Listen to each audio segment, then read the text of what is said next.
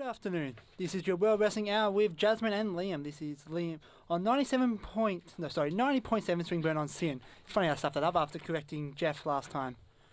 The World Wrestling Entertainment is a popular sport all around the world. So I want to go through wrestlers from the land down under, since the wrestlers will be in Australia later this week, and look at some booking decisions that may have happened, as well as some failed booking decisions as the Nexus, and some other wrestlers who didn't live up to the hype. Right now we're going to go to a few songs and we'll come back. You're listening to the World Wrestling Hour on 90.7 Swingburn on Sin with Liam and Jasmine. On 90.7, you're listening to the World Wrestling Hour with Jasmine and Liam. How's it going, Liam? I'm good. How are you? I'm great. Unfortunately, I didn't get to watch Raw last night, so that's not great. But I'm hoping that tonight I can watch it because my family is going to be the last ones home. For once, I'm actually the first one home, so I get to hog the TV. So I watched yesterday. It wasn't bad. Are you going to when they come down to Australia? Don't ask me that. I am very depressed. So take that as a no. Very much so. I was so poor when the tickets came out. Have you ever been? I went last year. Yeah, it was amazing. Yeah, I went last year as well. Makes me think of Australian wrestlers. Yep. And now more than ever, there's been more wrestlers under contract in the WWE or even any major wrestling promotion. To name a few, you got Emma. Yeah, she came to the tour last year. Yeah. You got Murphy, Nick Miller, Shane Throne, Billy Kay, and Peyton Royce. Yeah. Peyton Royce. So they're all part of the NXT roster, apart from Emma, who's a part of the main roster. Yeah, but I'm so depressed that she got injured at the time that she got injured. She was going for a really good storyline with Becky Lynch. I was hoping for a massive pay-per-view match there, but then she got injured and now the storyline was basically just destroyed. I think you got Buddy Murphy, I don't know if he's Buddy Murphy now or just Murphy. He's Buddy Murphy, but when he's in his tag team, they call him Blake and Murphy with their surnames. He's the first ever Australian wrestler to ever win a championship in the WWE after he captured the NXT Tag Team Championship.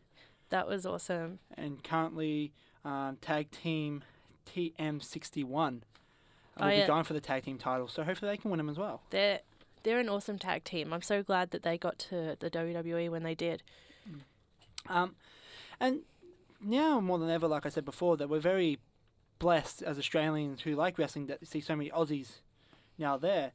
But not in the past, we haven't been so lucky. I've only looked at 3 so far. I can think of Nathan Jones, who, not the AFL footballer, who plays for Melbourne, the former wrestler, who's done more now as a stuntman and actor since he's left. But apart from that, he really didn't do... He had one big match at Survivor Series, and apart from that, he really hasn't done anything. Yeah, see, I barely even know his name. Yeah.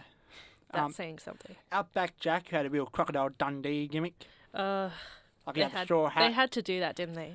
His theme was Tommy Kangaroo Down. That was actually his theme song. He came out with Tommy Kangaroo Down. That makes so much more sense. Then you got Roy Hoffman, who now deceased, but he was a former wrestler. He won the NWA Northeast Tag Team Championship and the NWA USA Tag Team Championship. Well, there is a lot more now, so that's a good thing. So I've actually before the guy who was in the Cruiserweight Classic. Yeah, there's something Slater. Damian Slater. Yeah. So he might be coming up to join the Cruiserweight division on Raw. Hopefully. I had a good conversation with him on Twitter about it. I was just messaging him, tweeting him good luck, and he responded, and then fangirl out. Fangirl moment. But I'm glad that he is able to live his dream, and not just in Australia, but in the WWE with that awesome opportunity with the Cruiserweight Classic. Yeah. What do you think of all the Australian wrestlers we have? The Australian wrestlers that we have is awesome, honestly. They wouldn't be chosen to go to the WWE if they weren't ready. Yeah. Do you think Emma, by the looks of, the only hope of ever winning the women's championship? I think it was Billy Kay. She has a real chance at winning the NXT Women's Championship, in my opinion. I think she could definitely be a really good champion. Yeah. Though again, like I said, it's good to see Australians wrestling. The Australian wrestlers will be the wrestlers will be in Australia. Unfortunately, I don't even have tickets as well. My girlfriend wanted to go, and we didn't have money to get tickets. Yeah, I didn't have money either, but I'm definitely going to try and go to the meet and greet tomorrow. There's a meet and greet. There's a meet and greet, Finn Balor. Uh, I'm pretty sure it's at High Point. yeah, something like that. Yeah, they've always been. My mate has met CM Punk and John Cena there. Oh, lucky. See, I've Yeah. never been to a meet and greet, and I was also thinking about stalker moment going to the airport. That's a new good level of stalking. Right there. Because I see a lot of Top-notch. fans actually meet them there, Mm. and I'm actually jealous because I know that people have gotten photos with them and everything like that.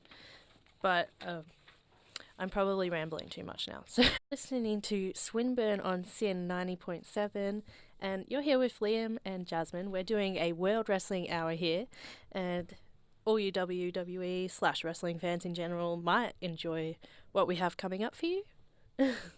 You will enjoy it. There's no mind about it. Come on. Let's all be realistic here. So apparently we have some interesting things going on with the WWE storylines and stuff like that. Well, I would love to be in one of those riders when they plan a storyline out because they'll have so many different options and that. And it's interesting to see some of the ones that never actually made it to air.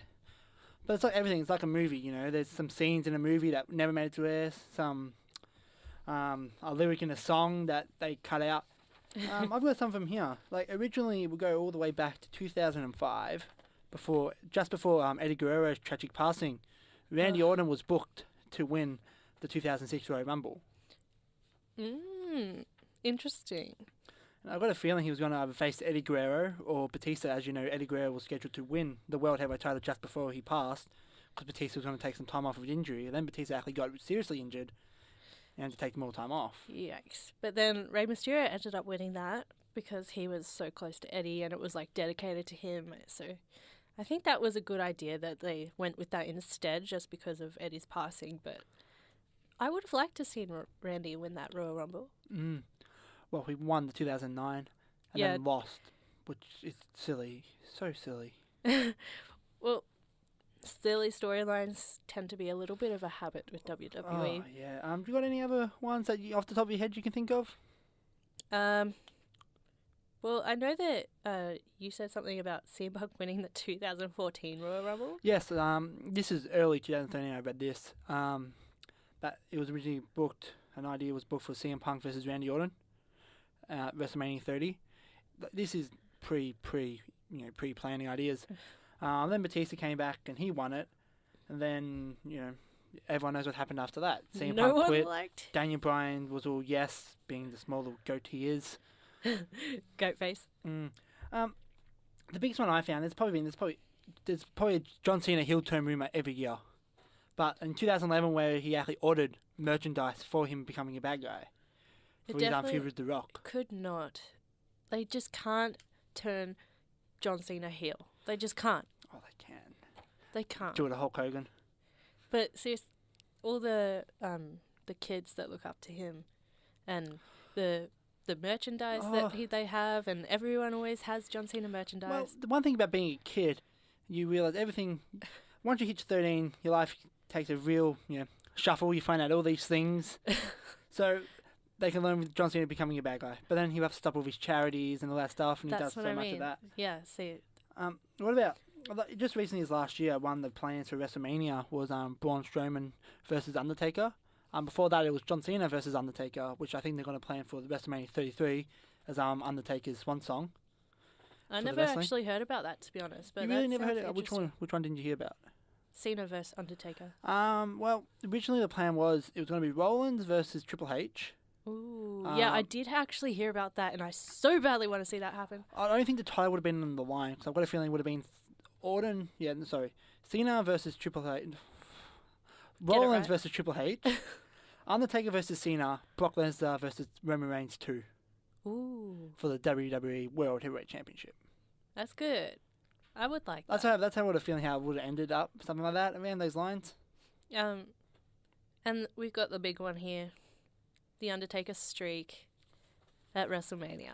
Yes, that streak was meant to end so many times. Like originally, before the streak was even a thing, like as everyone knows, Undertaker was 21-1, I think, for when Brock Lesnar defeated him.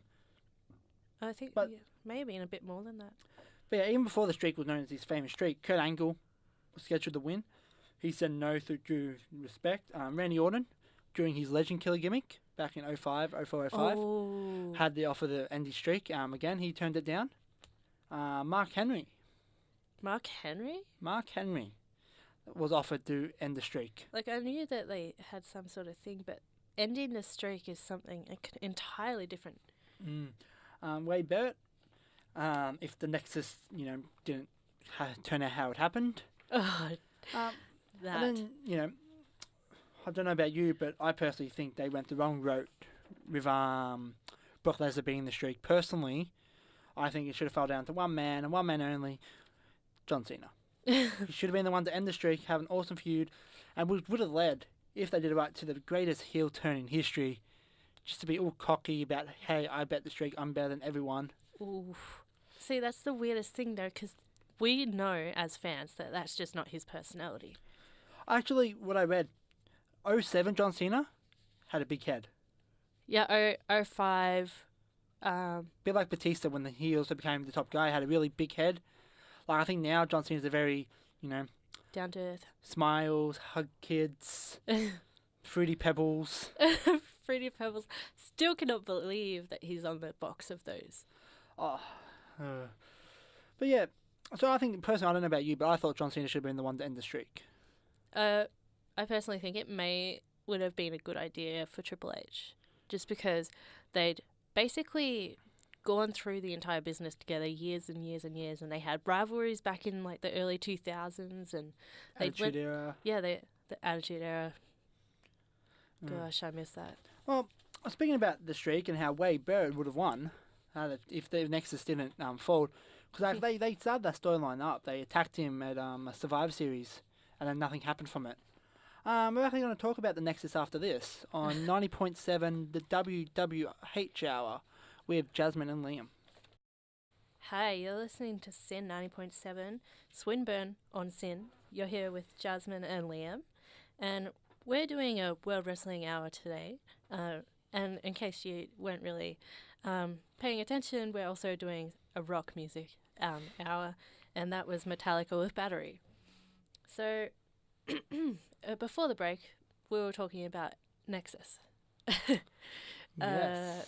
Quite the conversation if you're a wrestling fan. Yes. If people don't know the Nexus, they debuted in 2010. They attacked John Cena and CM Punk after a match, after being in the first season of NXT, which before now was like a reality show. And the big things were for them. They had this big match at SummerSlam, and some creative booking and a little guy named John Cena kind of destroyed any hope they had going forward. Yeah. I don't even know if you can call it a run, to be honest. It was very short and it wasn't really that great. Well, even Edge and Christian have spoken about, not Edge and Christian, Edge and Chris Jericho have spoken about this, and they try to convince John Cena that it wasn't a good idea for him to win. How about we lose? And even now, John Cena, years later, have gone, oh yeah, I think we should have lost. Yeah, that probably would have been a good idea if the Nexus stood a chance against any odds that were put against them. But in the end, I think it was for the best. Just because of Bray Wyatt and the whole, his old character was definitely not for him. Yes, the Husky Harris. Yes. Like, having a gimmick that calls you fat, unless you're the Big Show, which is better than Husky Harris. The Big Show is the Big Show, Yeah, I'm so glad that kind of failed, just because Husky Harris was the worst character that they probably could have gotten for him, and then years later he returns with his own sort of gimmick that he basically created himself, and Bray Wyatt.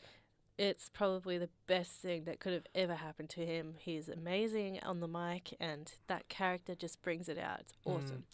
But let's talk about the Nexus. When they started, it was Wade Barrett, Justin Gabriel, Heath Slater, Daniel Bryan, Michael Tarver, Skip Sheffield. Am I forgetting it? Oh, David Otunga. And Husky Harris. they joined later. Him and Michael McGillicuddy joined a bit later. Michael McGillicuddy. And, That's crazy to me. and they pretty much were doomed from day one. Day one, Daniel Bryan got fired for choking someone. Oof. Then Skip Sheffield did his knee, and he was out for a good 2 years before coming back as Ryback. Then Tarver got injured and left. Then they kicked Darren Young out. And then they brought in Michael McGillicuddy and Husky Harris. And then CM Punk came in, kicked the whole group outside the new Nexus. And it was just it was a mess of a storyline. That I do remember that when CM Punk came in. I don't know about you, but do you think there was too many people in... Definitely. Well, fast forward 2 years later to 2012, and the same type of thing. You know, a group of guys from developmental came up and attacked someone, and they are now the last 3 WWE champions. You can't even compare the Nexus to the Shield. It's not even a comparison. But that's the thing. In my opinion, if I could book it, I would have had them win at SummerSlam. I would have had Wade Barrett at least win the WWE title somewhere in that run. I would at least had John Cena be in Nexus all the way up. So I'm setting up a feud at maybe WrestleMania, having a feud for John Cena and Wade Barrett instead of John Cena and The Miz. As much as I love The Miz, I love The Miz. He is great, isn't he? I've just got to think for real cocky people. If someone's cocky and arrogant, they win my heart. I do like The Miz. He's quite the talent that I think he gets left behind a lot. Yes. So that's what I think should have happened. And then I'm glad that they fixed it up later on with the Shield. Oof. One of my... okay, not one of. They are my favourite faction of all time. They individually are all amazing to get, that's the best possible group you could have made. Oh, have you seen the photo on Facebook? This might make... it was on Instagram. This might make you tear up. There's a photo from Money in the Bank. It has... it's a group hug between all 3 of them after Dean Ambrose won the title. I actually have watched that video so many times. Is there a video of them hugging in the back? Oh, I've watched a few YouTube videos where fans have filmed them before they go out, when they came out through the stands. Oh, yeah. And there's the curtain and they're waiting for their music to hit, and there's just fans chanting stuff at them. And nah, this one's straight after Money in the Bank, and it has them all of them in the backstage giving each other a group hug. It's a bit like when Seth Rollins won the WWE title. If you hear, he thanks Roman. He goes, "Oh, thank you so much." And I think that's why the Shield works so much better. They're good friends now. Yeah, they're all they're bestie still buds. good friends. Have you seen the Dean Ambrose podcast? Oh, that was very awkward. I don't think it was. A lot of people are saying that. I was reading Twitter and everyone's just like, "Oh my gosh, that was the most awkward interview ever." And I'm like, I don't see what you're talking about. Well, Dean Ambrose is not the best when it comes to interviews and giving long answers. He does stumble a lot, but I feel like that's just his personality. Yes. But, you know, one's currently the top guy in the company, which is Dean Ambrose, and one's an all-time legend, so... It was a really good interview, but in that interview he mentioned his friendship with Seth Rollins and Roman Reigns, and how they're still good friends and how they worked well together. And I feel like if they're still mentioning it today, then... Haven't you heard the rumour of Shield versus the Club Survivor Series? I have heard that, and you're probably hoping it's true? I'm praying, my fingers are crossed, my toes are crossed, everything is crossed, that must happen. Before we go, we'll wrap up soon. The Nexus, back to that great group. It was an awesome debut, one of the greatest debuts of all time. And look at it, we go to fast forward 2016. Only 2 of them currently wrestle. Oh, sorry, 3 of them currently wrestle in WWE. 2 from the old Nexus and 1 from the... 1 from the old Nexus and 2 from the current Nexus. Ryback has left. Ray Barrett's left. Daniel Bryan's retired. And depends who you talk to. Some people think Daniel Bryan's the greatest of all time. Yeah. And then you got people like me who find him highly, highly overrated. As a performer, that Yes movement thing that did my head in. I actually stopped watching wrestling because of it. I thought it was good that he won the title. Good, feel good story. The Yes movement did my head in. Then he came back and the yes chant. And I just couldn't stand watching wrestling. I turned wrestling off after that. And I watched it all throughout that. every time I see Daniel Bryan on TV, I'm like, where's the next button? I remember the very first live wrestling event I went to in Melbourne. Like, that was last year. Wasn't my first event that I talked 2012? about earlier. I think it may have been Was something it like that. CM Punk versus Daniel Bryan? I'm not sure exactly, but I know that back then that's when he was doing the no chant, Yeah. and everyone was chanting no, and no, sorry, everyone was chanting yes, and he was telling them, Yeah, no, yeah, 2012. and we're like yes, and then like he's like no, and then that's when he started getting that whole goat face chanted at him.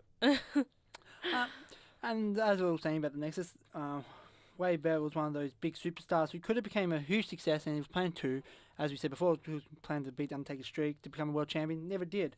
After we come back from the song, we're actually going to talk about some other wrestlers that WWE had high plans for and then just lost faith. You're listening to the World Wrestling Hour with Hi, you're listening to Sin 90.7, and we're Swinburne on Sin.